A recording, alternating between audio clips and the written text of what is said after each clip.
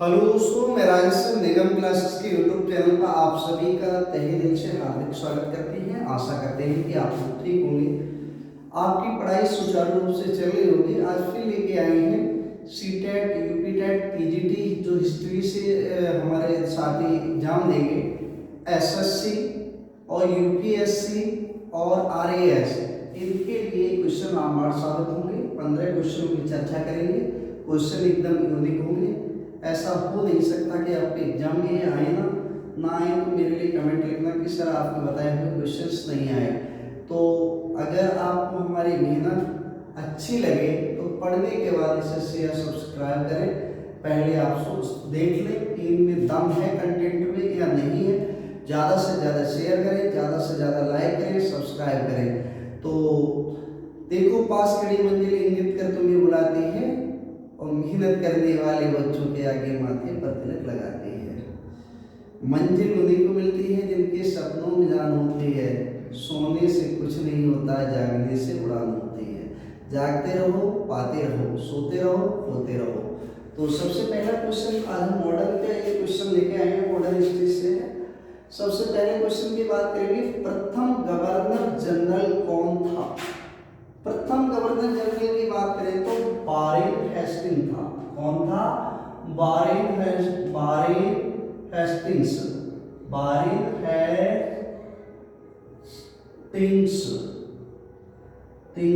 था। Warren Hastings था। Hastings था। कौन था? Warren Hastings. प्रथम गवर्नर जनरल जो बना था तो वारेन हेस्टिंग्स। उच्चतम न्यायालय की स्थापना कब और कहां की गई, ये सबको पता हुआ। ये 1773 का एक रेगुलेटिंग एक्ट आता है। इसके माध्यम से कलकत्ता में पहली बार उच्चतम न्यायालय की स्थापना की गई। लेकिन ये सर्वोच्च न्यायालय नहीं था, इसलिए इसके जो अपीली क्षेत्राधिकार होता था वो महारानी यानी ब्रिटेन को जाता था। तो ये उच्चतम न्यायालय कहा गया। 1773 का रेगुलेटिंग एक्ट था। ये 1773 का रेगुलेटिंग एक्ट था। रेगुलेटिंग एक्ट के माध्यम से, रेगुलेटिंग एक्ट के माध्यम से, लेटिंग एक्ट के माध्यम से 1774 में क्या किया गया? उच्चतम न्यायालय की स्थापना की गई, जिसमें 3 न्यायाधीश व 1 मुख्य न्यायाधीश बनाए गए। जिसके प्रथम मुख्य न्यायाधीश सर एल्जा इम्पे थे। कौन थे? Sir Elijah Impey. जिसके प्रथम मुख्य न्यायाधीश सर एल्जा इम्पे बने। एल्जा इम्पे, याद रखना, क्वेश्चन फंसता है। 1773 के रेगुलेटिंग एक्ट के माध्यम से 1774 में कलकत्ता में एक उच्चतम न्यायालय की स्थापना होती है और इसके प्रथम मुख्य न्यायाधीश सर एल्जा इम्पे को बनाया गया। इनके 3 अधीनस्थ न्यायाधीश बनाए गए। ठीक है, प्रथम मुख्य न्यायाधीश एल्जा इम्पे तथा अन्य 3 न्यायाधीश बनाए गए जो इनके अंडर काम करेंगे। किस एक्ट को एक्ट ऑफ सेटलमेंट के नाम से जाना जाता है? किस एक्ट को एक्ट ऑफ सेटलमेंट के नाम से जाना जाता है? 1781 का एक्ट है। 1781 के एक्ट को एक्ट ऑफ सेटलमेंट के नाम से जानते हैं। कौन से एक्ट को एक्ट ऑफ सेटलमेंट के नाम से जानते हैं? 1781 के एक्ट को एक्ट ऑफ सेटलमेंट के नाम से जाना जाता है। किस एक्ट को भारत में दास प्रथा को विधि के विरुद्ध घोषित कर दिया गया? ये एक्ट था 1833। 1833 का जो एक्ट था उसके माध्यम से क्या हुआ? 1833 के एक्ट को दास प्रथा को विधि के विरुद्ध घोषित कर दिया। 1833 के एक्ट ने 1834 में किसको विधि आयोग का अध्यक्ष चुना गया? विधि आयोग का अध्यक्ष कॉमन क्वेश्चन है, बहुत बड़ा नहीं है। लॉर्ड मैकाले, लॉर्ड मैकाले को चुना गया था। किसको? लॉर्ड मैकाले को। लॉर्ड मैकाले को आधुनिक अंग्रेजी का यही तो अंग्रेजी लेके आए। लॉर्ड मैकाले को शिक्षा के जनक के रूप में नियुक्त किया गया 1834 के विधि आयोग के माध्यम से। इन्हें विधि का आयोग बनाया गया और इन्होंने कहा कि भारतीय दिखने में तो भारतीय होंगे, उनकी शकल तो भारतीय होगी, लेकिन उनकी भाषा अंग्रेजी हम कर देंगे। और इसमें लॉर्ड मैकाले सफल भी हुआ। अधिकांश आज के समय में भारत की कुछ ऐसे फैमिली हैं, हर जगह इंग्लिश बोली जाती है। वो दिखने में इंडियन है, लेकिन आंतरिक रूप से वो क्या हो गए? आंतरिक रूप से वो अंग्रेज हो गए, क्योंकि उनकी भाषा अंग्रेजी है। बच्चे भी अंग्रेजी बोलते हैं। अब आप कहें कि ऐसा अंग्रेजी तो अच्छी चीज है, अंग्रेजी नहीं बोलेंगे तो क्या बोलेंगे? अगर उस समय जब प्रथम बंटवार हुआ था और इंग्लैंड विजयी ना होके, ये जो सोवियत संघ के देश विजयी ना होते, उस समय अगर जर्मनी विजयी हो जाता तो हमारी मुख्य भाषा, इंटरनेशनल भाषा होती वो जर्मनी होती। तो अब आप इंग्लैंड जो अंग्रेजी भाषा है इसको इंटरनेशनल भाषा के रूप में नियुक्त किया जाता है, इसलिए इंग्लिश को सर्वमान्य भाषा के रूप में जानते हैं। और यहाँ पर लॉर्ड मैकाले कामयाब हुआ। अधिकांश 50% फैमिली ऐसी जो इंग्लिश में ही बात करती है, हर कुछ इंग्लिश को ही पसंद करती है। तो यहाँ इसकी बात ये सही हुई। 1834 का एक्ट था, इसमें विधि आयोग के अध्यक्ष के रूप में नियुक्त किया गया लॉर्ड मैकाले को। मुगल सम्राट के पद को किस एक्ट के माध्यम से समाप्त कर दिया गया? मुगल सम्राट के पद को 1858 के यानी 1858 के एक्ट ईस्वी को भारत शासन अधिनियम के तहत 1858 के भारत शासन अधिनियम के तहत मुगल सम्राट के पद को हटा दिया गया, यानी समाप्त कर दिया गया। यानी अब मुगल सम्राट नहीं रहेंगे, लाल किला खाली करना पड़ेगा। ये बात कह दी गई 1858 में एक्ट के माध्यम से। भारत के प्रथम वायसराय और अंतिम गवर्नर जनरल कौन थे? तो भैया लॉर्ड कैनिंग जो थे ये प्रथम वायसराय थे। लॉर्ड कैनिंग, लॉर्ड नहीं कहेंगे, केवल कैनिंग कहेंगे, हम इन्हें भगवान नहीं मानेंगे। कैनिंग, जो लॉर्ड कैनिंग थे वो भारत के प्रथम वायसराय और अंतिम गवर्नर जनरल हुए। कौन? Lord Canning. East India company को औपचारिक रूप से कब भंग कर दिया गया? 1 जनवरी 1801 से कर दिया गया। 1 जनवरी यानी 1 जनवरी 1884 ईस्वी को 1844। इसके लिए क्या कर दिया गया? औपचारिक रूप से भंग कर दिया गया और सीधी कमान महारानी के हाथों सौंप दी गई। कब? 1 जनवरी 1884 के लिए ईस्ट इंडिया कंपनी को भंग करके और कमान महारानी के हाथ में सौंप दी गई। सांप्रदायिक निर्वाचन के जनक के रूप में किसे जाना जाता है? लॉर्ड मिंटो को।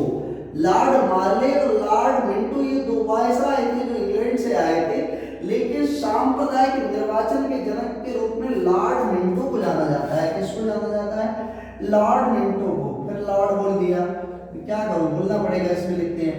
लॉर्ड मिंटो को क्या कर दिया? मिंटो को जाना जाता है निर्वाचन के जनक के रूप में। ये निर्वाचन पद्धति लेके आए और इन्हें के लिए सांप्रदायिक निर्वाचन का जन्मदाता कहा जाता है लॉर्ड मिंटो को। इस अधिनियम को मॉन्टेग्यू सेम्सफोर्ड सुधार के रूप में जाना जाता है। सुधार के रूप में जाना जाता है, गलत लिख दिया, के रूप में जाना जाता है। तो भैया ये था 1919 का भारत शासन अधिनियम। 1919 का भारत शासन अधिनियम जो था, इसको हम क्या मॉन्टेग्यू सेम्सफोर्ड सुधार के नाम से भी जानते हैं। 1919 का भारत शासन अधिनियम को प्रांतों में दैत्य शासन के जनक के रूप में लियोनस कार्टियस को जानते हैं। किसको जानते हैं? लियोनस और कार्टियस। लियोनस कार्टियस को यहाँ लिख दे रहे हैं। लियोनस कार्टियस इस तरह से लिख लो, कार्टियस के जानते हैं। इसको लियोनस कार्टियस को प्रांतों में दैत्य शासन का जनक माना जाता है। किसको? लियोनस कार्टियस को। किस आयोग के माध्यम से सिविल सेवकों की भर्ती के लिए यूपीएससी का गठन किया गया? यूपीएससी का गठन किया गया, ये आयोग था ली आयोग, इसका नाम था ली आयोग। किस आयोग के माध्यम से? ली आयोग के माध्यम से सिविल सेवकों का गठन किया गया। इसका सिविल सेवकों के गठन के लिए यूपीएससी का गठन किया गया। वुड डिस्पैच कब और किसके शासनकाल में आया? 1854 में ये आता है और उस समय कौन होते हैं? झंडूबाम डलहौजी होते हैं। डलहौजी के शासनकाल में आता है, डलहौजी के शासनकाल में, डलहौजी में लिख देना, डलहौजी के शासनकाल में वुड डिस्पैच आता है और ये आधुनिक शिक्षा का मैग्ना कार्टा के नाम से भी जाना जाता है। अगर क्वेश्चन इस तरह आ जाए कि आधुनिक शिक्षा का मैग्ना कार्टा किसे जाना जाता है, तो वुड डिस्पैच को। वुड डिस्पैच कब आता है? 1854 में। किसके? उस समय भारत का वायसराय कौन होता है? डलहौजी, लॉर्ड डलहौजी। ना दलील ना अपील, कानून ना दलील ना अपील का कानून किसे जाना जाता है?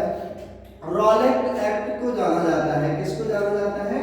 रॉलेट एक्ट को। क्योंकि आप लोग जानते होंगे 14 अप्रैल 1919 को जलियांवाला बाग कांड में जो गोली चलवा दी थी, उसने डायर ने, जनरल डायर नहीं था वो, जनरल ओ डायर था उसका नाम, उसने गोली चलवाई थी। तो उसमें ये कह दिया गया था इससे पहले कि एक रॉलेट एक्ट पास किया गया था, ना दलील ना अपील, लेकिन भारतीयों को संदेह मात्र पर गिरफ्तार किया जा सकता है और इनकी दलील नहीं सुनी जाएगी। तो इस रॉलेट एक्ट को क्या नाम दे दिया गया? ना दलील ना अपील के नाम से या काला कानून के नाम से जाना जाता है। आपने देखा होगा काल वैसाखी का समय था, इससे पहले 9 अप्रैल का समय जब था, 9 अप्रैल 1919 को क्या हुआ था कि दिल्ली की जामा मस्जिद से स्वामी श्रद्धानंद और डॉक्टर सतपाल आते हैं दिल्ली की जामा मस्जिद पर लगभग 30,000 हिंदू मुस्लिम भाइयों को संबोधित करते हैं और उन्होंने न्योता दिया स्वामी श्रद्धानंद जी ने और डॉक्टर सतपाल ने कहा कि गांधी जी आप हमारे पंजाब आइए, पंजाब में आके आप क्रांतिकारियों को संबोधित कीजिए। तो हुआ क्या, गांधी जी जब जा रहे थे प्राइवेट अपनी उस समय जो जनरल ट्रेन थी, जनरल ट्रेन से गए और एक जगह है यूपी में नहीं है, हरियाणा में जगह पड़ती है पलवल के जैसे ही स्टेशन पर पहुंचते हैं गांधी जी, और गांधी जी को अंग्रेजी पुलिस गिरफ्तार कर लेती है। क्या कर लेती है? क्योंकि उनके इंतजार में, गांधी जी के इंतजार में वहाँ पुलिस लगी रहती है कि गांधी जी कब आए। जैसे ही वो गाड़ी से उतरती है उन्हें गिरफ्तार कर लेती है और गांधी जी के लिए जेल में डाल देती है।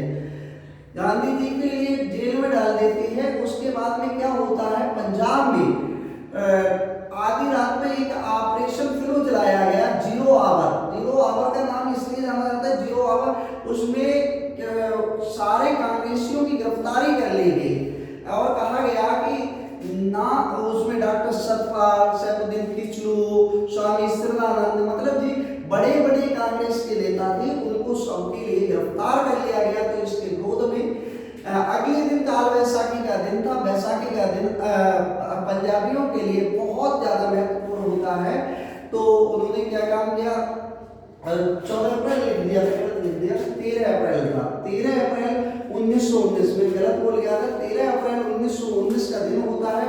और उस समय क्या होता है कि सब लोग एक शांतिपूर्ण ढंग से एक सभा को संबोधित करने के लिए वहाँ पहुंचे थे, इकट्ठे हुए थे कि हम अपनी बात रखेंगे कि हमें करना क्या है आगे, कौन सा अनशन चलाना है, कौन सा अनशन आमरण करना है या हमें सत्याग्रह करना है। लेकिन जनरल ओ डायर ने उनके लिए, ऐसा माना जाता है कि वहाँ पर एक वो है, चार दीवारी है इसके अंतर्गत जलियांवाला बाग में, तो इधर से एक आदमी एंटर कर सकता है और एक बाहर निकल सकता है।